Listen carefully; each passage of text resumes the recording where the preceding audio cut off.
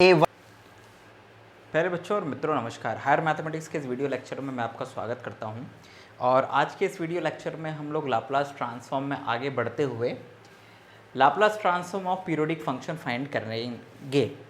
And सबसे पहले तो आप ये देख लीजिए कि अगर लाप्लास एफ टी एक पीरियोडिक फंक्शन है तो उसका Laplace transform is equals to 0 to T F T D T upon 1 minus e to the power t capital T, जहाँ पर कैपिटल T जो है वो इस स्मॉल फंक्शन एफ टी का पीरियड है। तो हमें बेसिकली ये फार्मूला प्रूफ करना है। That is not important. Important ये है कि किसी पीरियोडिक फंक्शन का लाप्लास ट्रांसफॉर्म कैसे फाइंड किया जाता है, क्योंकि क्वेश्चन आपको कैसे भी आ सकता है, प्रूफ करने भी आ सकता है और स्टेट एंड या फिर find the Laplace transform of periodic function ऐसे करके भी आ सकता है। तो सबसे पहले तो आइए ज़रा हम लोग शुरुआत करते हैं इसके सल्यूशन की कि कैसे करना है। Let F T is periodic function with period capital T. That is अगर टी उसका पीरियड है तो इसका मतलब ये हो गया कि F T is equals to F T plus capital T is equals to ft plus 2t is equals to ft plus 3t is equals to ft plus nt dash dash. ठीक है ना। इट मीन्स दैट कि यहाँ पर n जो है वो इस पॉजिटिव इंटीजर, आप ऐसा कह लीजिए। ठीक है ना। सो आई प्लस कर देते हैं यहाँ पे, तो n इज पॉजिटिव इंटीजर। तो यहाँ पर ये जो फंक्शन है ये एक पीरियोडिक फंक्शन है जिसका पीरियड t है। तो इसका मतलब ये हो गया कि F T is equals to F T plus capital T is equals to F T plus 2t F T plus 3t, इन सब की वैल्यूज बराबर होंगी। सो अब इसका लाप्लास ट्रांसफॉर्म कैसे फाइंड करना है। सो बाय डेफिनेशन सबसे पहले हम लोग यहाँ पे लिखेंगे by definition of Laplace transform. So Laplace transform of F T जो कि एक पीरियोडिक फंक्शन है, so by the definition 0 to infinite e to the power minus S T, ये एफ टी और डी टी। अब हम इस इंटीग्रल को तोड़ने वाले हैं बच्चों। हम इस इंटीग्रल को तोड़ देते हैं कितने पार्ट्स में, 0 से t में, t से 2t में, इस तरह से। तो हम इसको तोड़ेंगे 0 to t e to the power minus S T F T D T, फिर plus t to 2t e to the power minus S T F T D T, plus 2t to 3t e to the power minus S T F T D T and plus so on. मतलब इस तरह से हमने इसमें क्या कर दिया, इसको इस लिमिट को तोड़ दिया, क्योंकि फंक्शन जो है 0 से t इंटरवल में पीरियोडिक है, फिर t से 2t में फिर अपनी वैल्यू रिपीट करता है, 2t से 3t में अपनी वैल्यू रिपीट कर रहा है। तो मतलब हमने हर जहाँ इंटरवल में वैल्यू रिपीट कर रहा था फंक्शन, उस इंटरवल में उसको तोड़ दिया, इस लिमिट को तोड़ दिया है और इतने सारे इंटीग्रल्स बना लिए हैं। अब हम लोग इसमें सब्स्टिट्यूशन क्या करेंगे, क्या सब्स्टिट्यूशन करेंगे, हम करेंगे put t is equals to u plus t into second integral. ठीक है ना, second integral, right. t is equals to u plus 2t into third integral. ठीक है, t is equals to u plus 3t into fourth integral. मतलब ये जितने भी integrals होंगे एंड सो ऑन। ठीक है ना। मतलब कि पहले वाले को छोड़कर इस दूसरे वाले इंटीग्रल में इस स्मॉल t की जगह पर हम लोग u प्लस टी लिखेंगे, u प्लस कैपिटल टी। जो थर्ड वाला इंटीग्रल है उसमें u प्लस 2t, और जो उसके आगे होगा उसमें u plus 3t and so on. ऐसे आगे के जितने भी इंटीग्रल्स है उनमें यही प्रक्रिया अपना लेनी है। अगर आप सेकंड वाले में t is equals to U plus T लिख रहे हैं तो इसका मतलब ये हो गया कि आपके पास में इस इंटीग्रल की जो नई लिमिट्स आएंगी वो क्या आ जाएंगी, जब t की वैल्यू होगी t तो u इज इक्वल्स टू 0, जब t की वैल्यू होगी 2t तो u is equal to capital T। Third वाले में जब t की वैल्यू होगी 2t तो u इज इक्वल टू 0, और जब u की वैल्यू होगी 3t तो u is equal to t। And similarly ये फोर्थ वाले में भी होगा। मतलब कि this implies that Laplace transform of F T is equals to, आपके पास में आ जाएगा ये पहला वाला तो में तो कोई अंतर नहीं, 0 to t e to the power minus S T F T D T, plus इस वाले में नई लिमिट्स आ जाएंगी 0 to t e to the power minus S, और स्मॉल t की जगह पर आ जाएगा u plus capital t, u plus capital t, और यहाँ पर आ जाएगा f u plus capital T, और यहाँ पर आपके पास डेफिनेटली du आ जाएगा। प्लस जो थर्ड वाला है उसमें आ जाएगा 0 to t e to the power minus S u plus 2t और f u plus 2t du, ठीक है ना। सिमिलरली जो फोर्थ वाला होगा उसमें भी 0 to t e to the power minus S u plus 3t और f u प्लस 3t और ये du और ये प्लस डैश डैश। ये आपके सामने पिक्चर बन जाएगी जो आपने सब्स्टिट्यूशन किया उसके बाद में। अब ज़रा ध्यान दीजिएगा, this is equals to 0 to t e to the power minus S T F T और ये डी टी, प्लस इसमें अगर आप ध्यान दें तो इंटीग्रेशन है u के रिस्पेक्ट में, तो ये e to the power minus S T जो है ये किसी काम का नहीं है अंदर रहते हुए, तो आप इसको बाहर निकाल दीजिए तो आपको मिल जाएगा e to the power minus S, ये t माइनस एस और t कैपिटल T है लेकिन ध्यान रखिएगा ये 0 to t as it is e to the power minus S U और एफ यू प्लस टी, क्योंकि जो f है वो एक पीरियोडिक फंक्शन है तो एफ यू प्लस टी, भाई वेरिएबल u हो t हो क्या फर्क पड़ता है, तो एफ यू प्लस टी की वैल्यू कितनी हो जाएगी, वापस एफ टी हो जाएगी या इस केस में एफ यू हो जाएगी।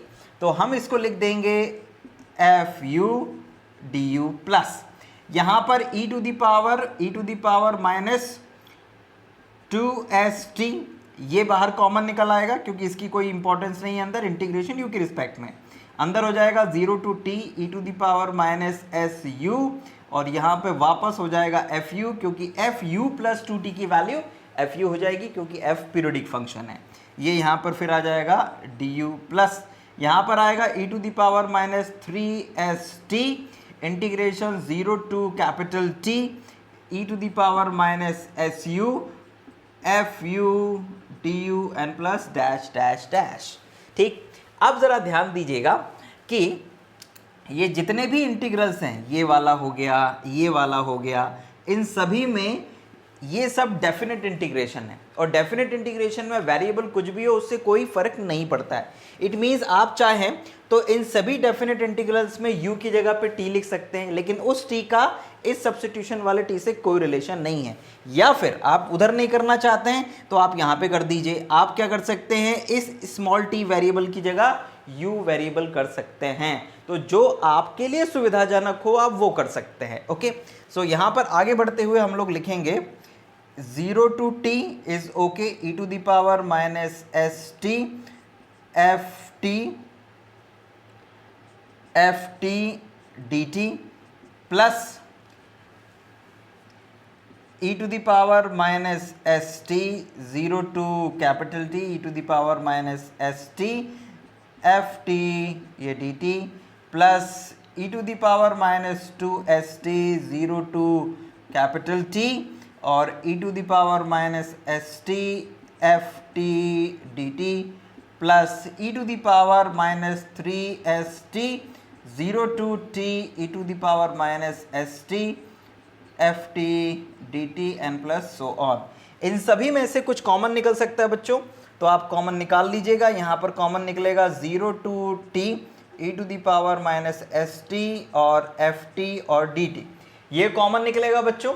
एंड कॉमन निकलने के बाद में अंदर आपके पास में क्या रह जाएगा, अंदर रह जाएगा 1 plus e to the power minus s capital T plus यहाँ रह जाएगा e to the power minus 2st plus e to the power minus 3st n plus so on.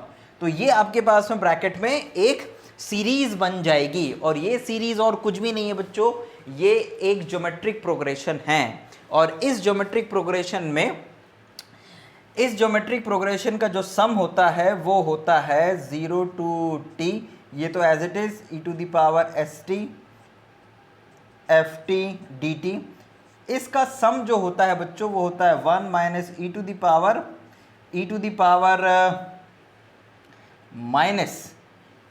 Power minus st minus s capital T और rest to the power minus 1। ये होता है इसका सम। क्योंकि आप लोगों को अगर याद हो, आप लोगों ने 11th-12th में पढ़ा था कि 1 plus r square plus r square plus r cube plus dash dash, ये एक इनफाइनाइट सीरीज होती है जिसका सम होता है जिसका सम होता है 1/1 माइनस r।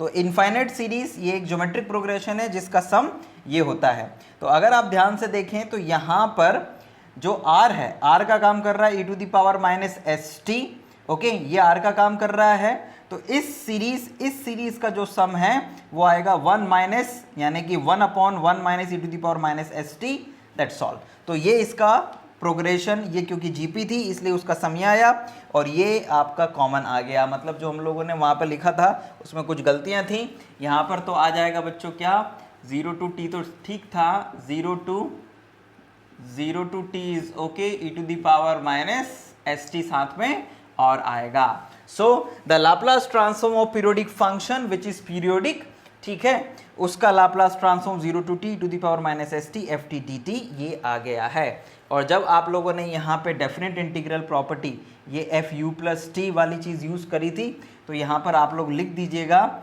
ये यहाँ पर आप लिख दीजिएगा कि fu plus t is equals to fu, लिख दीजिएगा, ये है ना fu plus 2t is equals to this one, और सिंस f इज पीरियोडिक, है ना, ऐसे भी लिख सकते हैं आप, राइट। और ये तो सिंपल सी बात है, इसमें तो कुछ प्रॉब्लम नहीं है, आप u को t में बदल सकते हैं by the property of definite integral.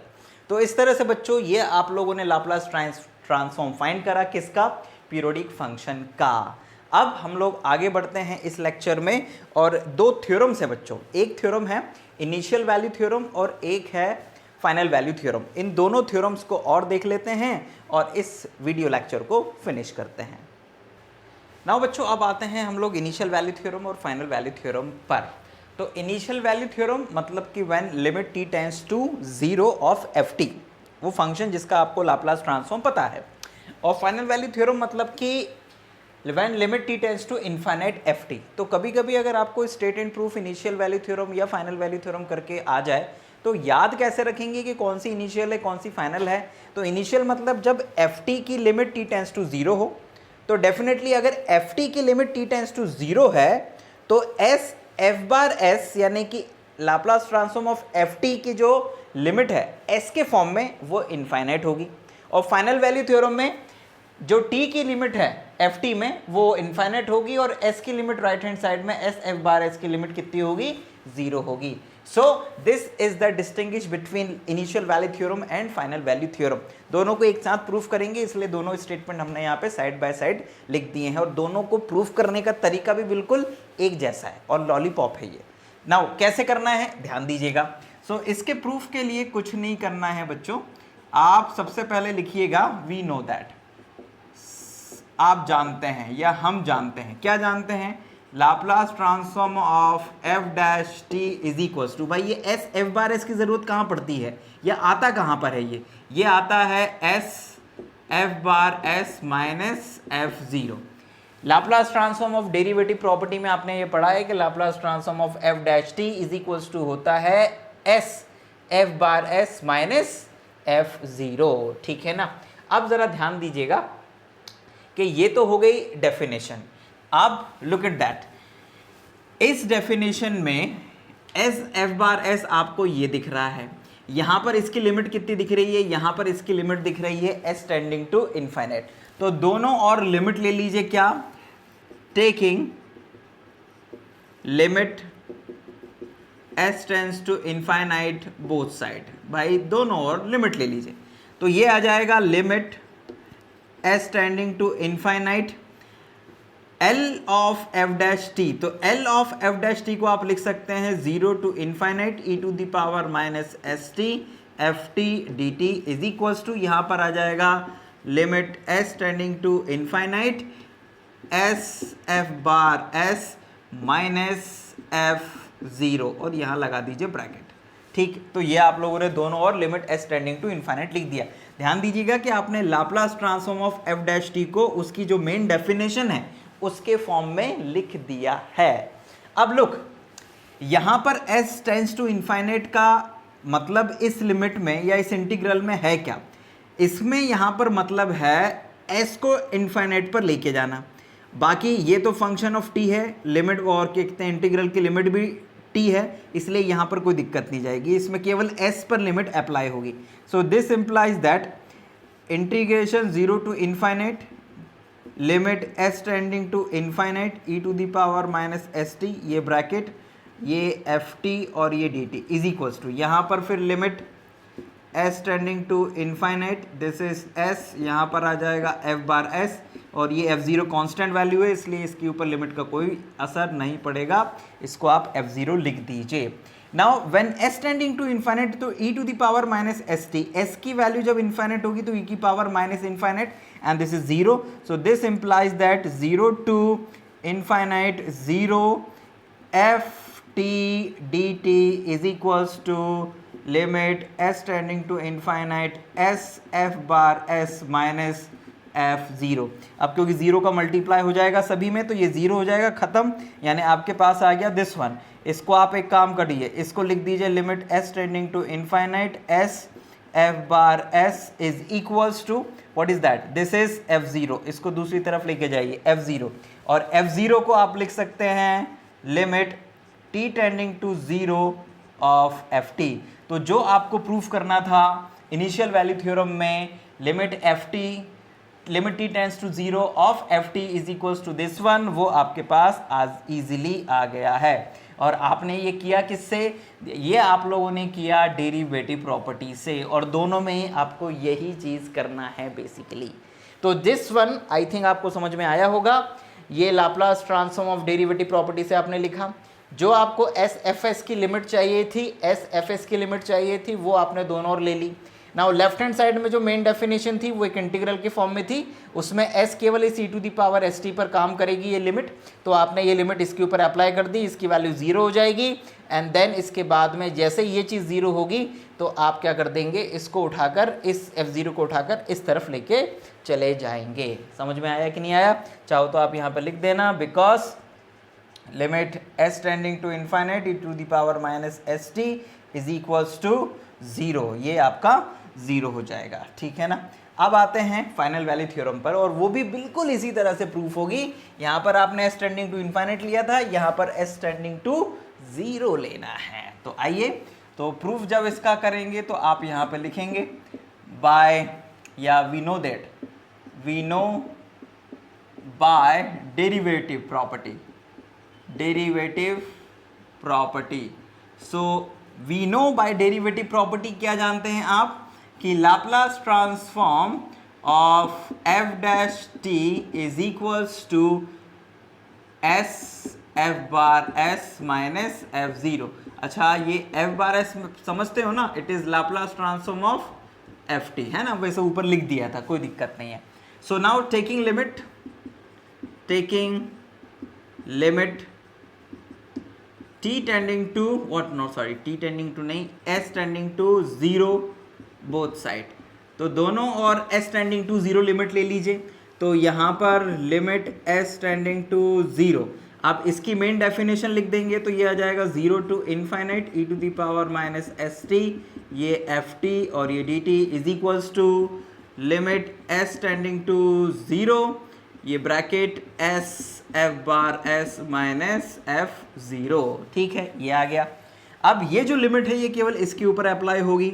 So this is 0 to infinite e to the power, this is limit s tending to 0 e to the power minus S T F T D T is equals to limit S tending to 0 s F bar s, ये तो constant है इसलिए इसके ऊपर limit का कोई असर नहीं होगा। नाउ जैसे ही आप एस टेंडिंग टू 0 करेंगे तो e टू दी पावर 0 हो जाएगा ये, और इसकी वैल्यू 1, तो इसका मतलब ये आ जाएगा 0 to infinite f T D T is equals to limit S tending to 0 s F bar S minus f 0। ठीक है, नाउ बच्चों अब इसको आगे इंटीग्रेट करते हैं। इस वाले टर्म को इंटीग्रेट करेंगे विद रिस्पेक्ट टू टी और इसमें लिमिट अप्लाई करेंगे। ओके, बट यहाँ पर एक गलती मुझे पकड़ में आई है। गलती ये है कि Laplace transform of F dash T है, तो इसका मतलब ये हो गया कि यहाँ पर भी एफ डैश टी होना चाहिए था, यहाँ पर भी एफ डैश टी और यहाँ पर भी एफ डैश टी होना चाहिए था। ठीक, तभी तो आंसर आएगा। और एक गलती यहाँ पर भी हो रही है भाई, यहाँ पर Laplace transform of F dash T था तो यहाँ पर भी एफ डैश आना चाहिए, यहाँ पर भी एफ डैश आना चाहिए, यहाँ पर भी एफ डैश, भले ये 0 हो गया हो लेकिन एफ डैश टी आना चाहिए यहाँ पर। सो इस गलती को आप सही कर लीजिएगा, और इसके लिए I am very very sorry कि ये जल्दबाजी में गलती हुई कि उस एफ डैश टी को हमने एफ टी समझ के काम किया। नाउ अब इस एफ डैश टी को जब आप इंटीग्रेट करेंगे तो एफ डैश टी का इंटीग्रेशन एफ टी हो जाएगा, तो दिस इज एफ टी और लिमिट आ जाएगी 0 to infinite. This is equals to limit S tending to infinite, not s tending to infinite, s tending to 0 s F bar S minus f 0। Now upper limit जब आप इसके ऊपर apply करेंगे तो हमें नहीं पता है कि एफ टी इनफाइनाइट पे कैसे बिहेव कर रहा है, तो हम उसको लिमिट के फॉर्म में लिख सकते हैं, limit t tending to infinite f T minus t की जगह 0 लिखेंगे तो दिस बिकम f0, तो यहाँ पर आप लिख दीजिए f0 is equals to limit s tending to infinite, not infinite, 0 s f bar s minus f0। इस f0 से इस f0 को काट दीजिए और फिर जो रिजल्ट आपको चाहिए वो आपके सामने आ गया है कि limit t tending to infinite f T is equals to limit s tending to 0 s f bar s। तो इस तरह से बच्चों आप लोगों ने क्या किया, इनिशियल वैल्यू थ्योरम और फाइनल वैल्यू थ्योरम को प्रूव करा, और इसको प्रूव करने में आपने derivative property of Laplace transform को यूज़ किया है। फिर उसके बाद बारी बारी से आपने लिमिट्स लिया और सिंपल से कैलकुलेशन किया, तो दोनों ही थ्योरम आसानी से प्रूफ हो जाती हैं। सो आई होप कि ये जो इनिशियल वैल्यू थ्योरम और फाइनल वैल्यू थ्योरम है दोनों आपको समझ में आई होंगी। ठीक, शुरुआत में जो गलती हुई थी उसको आप सुधार लीजिएगा अपनी कॉपी में भी और अपने नोट्स में भी। ठीक, चलिए अब थोड़ा सा आगे बढ़ते हैं, और दो छोटे छोटे से रिजल्ट्स और हैं जिसमें हमें लाप्लास ट्रांसफॉर्म फाइंड करना है। लाप्लास ट्रांसफॉर्म फाइंड करना है हमें डिराक डेल्टा फंक्शन का। सो नाउ बच्चों अब आते हैं हम लोग इन दो आखिरी रिजल्ट्स के ऊपर इस लाप्लास ट्रांसफॉर्म में। हम लोगों को लाप्लास ट्रांसफॉर्म फाइंड करना है सबसे पहले हेविसाइड यूनिट स्टेप फंक्शन का और डिराक डेल्टा फंक्शन का। So find the Laplace transform of F T minus a where f T minus A is Heaviside unit step function. और नाम जैसे दिखने में भारी भरकम है, फंक्शन उतना ही हल्का है। तो मेन एक्चुअल में प्रॉब्लम बच्चों को जाती है जब ये बाय नेम आ जाता है। अगर डेफिनेशन दी जाएगी तो बहुत आसान है, लेकिन बाय नेम अगर होता है तो आपको डेफिनेशन पता होना चाहिए कि एफ टी माइनस ए को डिफाइन कैसे करते हैं as a unit step function या Heaviside unit step function. So Heaviside unit step function, तो आप यहाँ पे लिखिएगा by definition of Heaviside unit step function. तो इसकी जो डेफिनेशन है वो ये होती है बच्चों कि F T minus A is equals to होता है 1 when T is greater than A and this is equals to 0 when T is less than A. तो ये तो है बच्चों डेफिनेशन, कितनी लॉलीपॉप टाइप की डेफिनेशन है। तो बेसिकली आपको इस फंक्शन का लाप्लास ट्रांसफॉर्म फाइंड करना है जिसकी डेफिनेशन ये है। तो t is equals to T is greater than A के लिए ये 1 है और t is less than A के लिए ये 0 है। So by definition of Laplace transform of f t minus a is equals to, जो डेफिनेशन है 0 to infinite e to the power minus st f t minus a dt. This is the definition. लेकिन आप यहाँ पे क्या use करोगे, उसके लिए आपको t की जो लिमिट्स हैं वो तोड़नी पड़ेगी। a से 0 से a और फिर a से इन्फाइनाइट। सो जब आप इस लिमिट को तोड़ोगे, this is 0 to a e to the power minus S T F T minus a dt and then plus a to infinite e to the power minus S T F T minus a dt। तो ज़रा ध्यान देना, जब t की value a से बड़ी होती है तो ये है t की वैल्यू a से बड़ी, राइट यहाँ पर a से इन्फाइनाइट है मतलब t a से बड़ा है, और यहाँ पे 0 से a मतलब t की जो वैल्यू वो 0 और a के बीच में मतलब a से छोटी है। सो इट मीन्स दैट कि ये जो इंटीग्रल है इसमें इस फंक्शन की वैल्यू 0 हो जाएगी और यहाँ पर इस फंक्शन की वैल्यू 1 हो जाएगी। So this is equals to 0 plus a to infinite e to the power minus S t into 1 और ये dt हो जाएगा।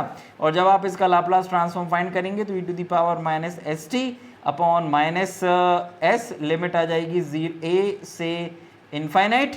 सो ये माइनस 1 अपॉन एस को तो बाहर कर दो, जब अपर लिमिट सब्स्टिट्यूट करोगे t की जगह पर तो e to the power minus infinite 0 हो जाएगा, और माइनस जब a सब्स्टिट्यूट करोगे तो it is e to the power minus as, ठीक है ना, इसका अंदर मल्टीप्लाई कर दो।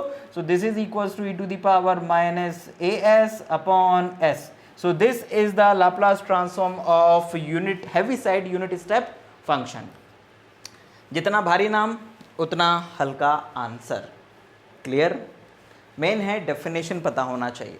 और उसी तरह का एक और फंक्शन है डिराक डेल्टा फंक्शन। तो इस डिराक डेल्टा फंक्शन की जो डेफिनेशन है वो भी बिल्कुल इस हेविसाइड यूनिट स्टेप फंक्शन की तरह ही है। तो इसकी डेफिनेशन क्या है? Find the Laplace transform of f epsilon t where f epsilon t is Dirac delta function. तो आप यहाँ पे लिखेंगे सबसे पहले by definition of Dirac delta function.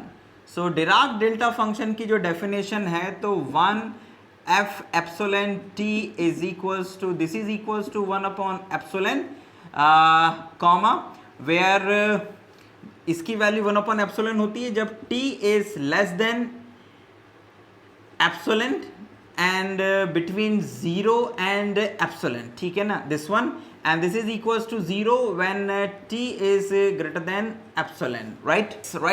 तो यहाँ पर इक्वल भी है साथ में, तो इसको इक्वल लगा लीजिएगा, ओके। तो this is the definition of Dirac delta function. Main है कि ये डेफिनेशन आपको याद रहे कि f epsilon t is equals to 1 upon epsilon when t lies between 0 to epsilon and 0, इसकी value 0 when t is greater than epsilon. यहाँ पे कभी 1 अपॉन एप्सिलॉन होगा तो यहाँ केवल एप्सिलॉन हो जाएगा, और यहाँ 0 से 1 अपॉन एप्सिलॉन हो जाएगा, और यहाँ पर t is greater then 1 upon epsilon. तो जो भी यहाँ होगा उसके अकॉर्डिंग यहाँ पर भी चेंजेस आ जाएंगे, और फिर जब हम लाप्लास ट्रांसफॉर्म फाइंड करेंगे तो हम इसके अकॉर्डिंग फाइंड करेंगे कि यहाँ पर t की लिमिट्स क्या हैं, okay. So by definition of Laplace transform, अगर आपको इसका लाप्लास ट्रांसफॉर्म फाइंड करना है तो by definition of Laplace transform f Laplace transform of f epsilon t यानी कि Dirac delta function is equals to 0 to infinite e to the power minus S T f epsilon t dt। अब इस लिमिट को तोड़ लीजिए तो ये 0 से आ जाएगी epsilon e to the power minus S T f epsilon t dt, और प्लस ये आ जाएगी फिर epsilon to infinite e to the power minus S T f epsilon t और ये dt, क्योंकि जब एप्सिलॉन की वैल्यू जो है वो t से छोटी होती है, यानी t बड़ा होता है एप्सिलॉन से एक तरीके से, तो t एप्सिलॉन से बड़ा इस इंटरवल में होगा, तो मतलब कि यहाँ पर तो इसकी वैल्यू 0 हो जाएगी और यहाँ पर इसकी वैल्यू हो जाएगी 1 अपॉन एप्सिलॉन, क्योंकि यहाँ पर इस इंटरवल 0 से एप्सिलॉन में t की वैल्यू एप्सिलॉन से छोटी और 0 से बड़ी है। So this is 0 to epsilon e to the power minus S t, this is 1 upon epsilon, ठीक है ना, और ये dt as it is, plus यहाँ पर ये 0 होने से पूरा इंटीग्रल ही 0 हो जाएगा। So 1 upon epsilon is constant, बाहर कर दीजिए, इसे इंटीग्रेट कीजिए तो e to the power minus S T upon minus S, limit आ जाएगी 0 to epsilon. So this is equals to minus 1 upon S epsilon, और लिमिट जब आप सब्स्टिट्यूट करेंगे तो अपर लिमिट पे तो e to the power minus s epsilon और लोअर लिमिट पे 0 यानी कि -1 आ जाएगा आपके पास में, ठीक है, because e to the power 0 is 1, तो दिस इज -1, जिसको कि आप माइनस के अंदर मल्टीप्लाई करके लिख सकते हैं 1 minus e to the power s epsilon upon s epsilon. So this is the Laplace transform of Dirac delta function. So I hope बच्चों कि ये जो डिराक डेल्टा फंक्शन और heavy side unit step function का Laplace transform हम लोगों ने find करा, ये आपको स्पष्ट रूप से और क्लियरली अच्छे से समझ में आया होगा, क्योंकि इसमें ज़्यादा कुछ दम है नहीं है. मेन है कि आपको डिराक डेल्टा फंक्शन की डेफिनेशन पता होना चाहिए कि how it is defined, and आपको unit step function, Heaviside unit step function की डेफिनेशन पता होना चाहिए. बाकी जो लाप्लास ट्रांसफॉर्म है उसके लिए कोई फॉर्मूला इस्तेमाल नहीं होगा, बल्कि उसमें main definition of Laplace transform जो इंटीग्रल वाली डेफिनेशन है वो यूज़ होगी. सो आई होप कि ये आपको समझ में आया होगा. अब हम अपने आने वाले लेक्चर में शुरू करेंगे लाप्लास इनवर्स ट्रांसफॉर्मेशन. तब तक के लिए हमें आज्ञा दीजिए, हमारे साथ बने रहिए. कोई क्वेरी आती है तो आप ईमेल के माध्यम से पूछ सकते हैं. बहुत बहुत धन्यवाद. जय हिंद, वंदे मातरम.